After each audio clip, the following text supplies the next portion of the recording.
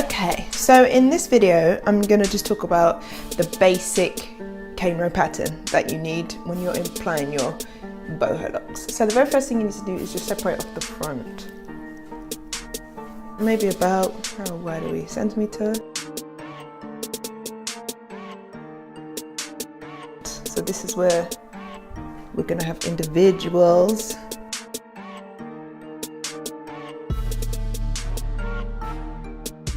So I generally start with the cane rows first, so I'm gonna, for this front here, I'm just gonna twist it out of the way.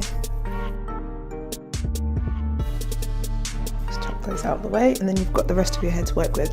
I recommend working with 8 cornrows. So you just need to vaguely sort of like decide how wide they're gonna be, depending on your head size, of course. So I kind of go like, from the middle, I take 1, 2, 3, 4. So middle again, it's just a gauge, 1, 2, 3, 4, just a gauge. So I'm roughly, it's not an exact science. As long as you're balanced off the middle, you're okay. Because if you're not balanced off the middle, then what will happen is you'll get an uneven distribution of locks, most likely. You don't want that really.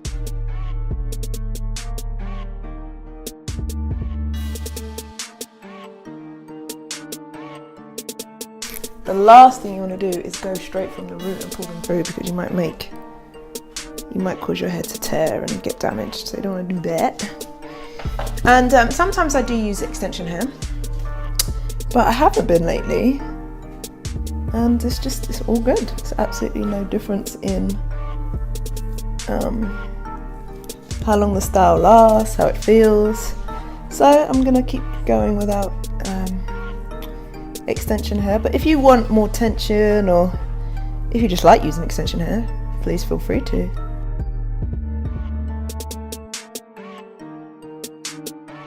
I just really want to stress that this does not have to be neat.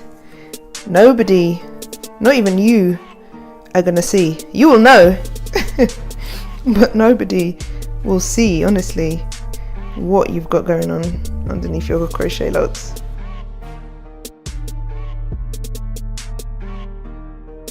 Cane row number 1, number 1, cane row 2, 1, 2, 3, 4. That's as far as I go.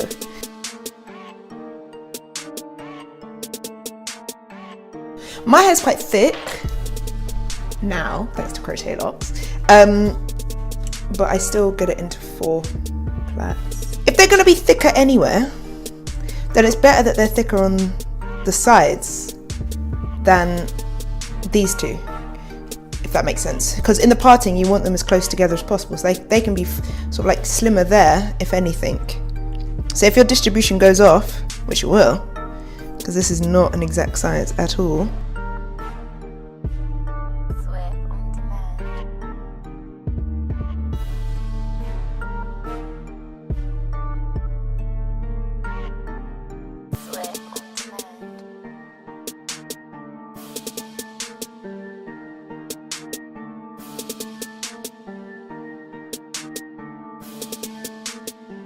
Okay, so when you're getting near the back, you grab the tail end of your previous cane row and just plait that in.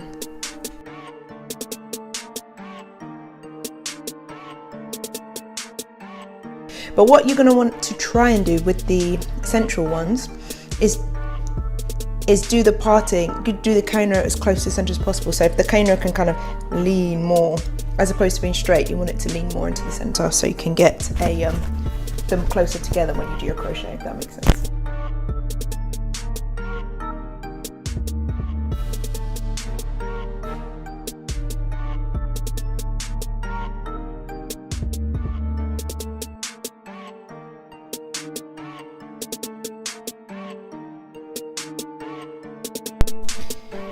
Okay, so now I've done the cane row. So 1, 2, 3, 4, 5, 6, 7, 8. They're not perfect, they're not neat, but nobody's gonna know, so it's all good.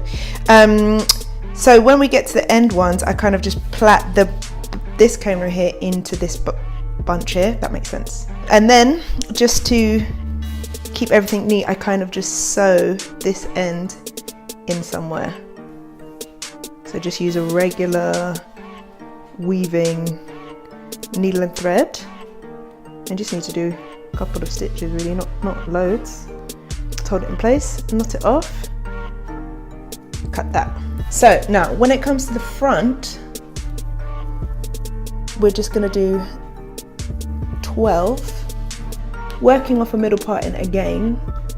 You kind of just part it off, so one will go here. You don't want it to be too thin. What you do at the beginning, you do a plait for maybe about 5 rotations, so just a regular single plait, 3, 4, 5, just because you want the base to hold, and then you take it into a 2-strand twist because it's easier to take out and faster to put in. But you want the plait in the base to give it some sort of strength. Again, you can use extension here if you want to. And I kind of work in a triangle style. Everyone's different. But I don't like straight blocks.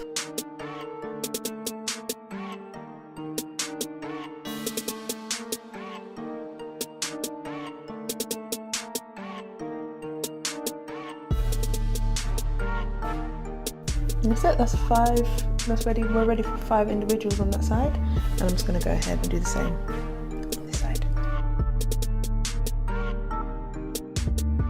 So we have now completed the base. So we've got 10 individuals, 8 cone rows, and this is the finished look.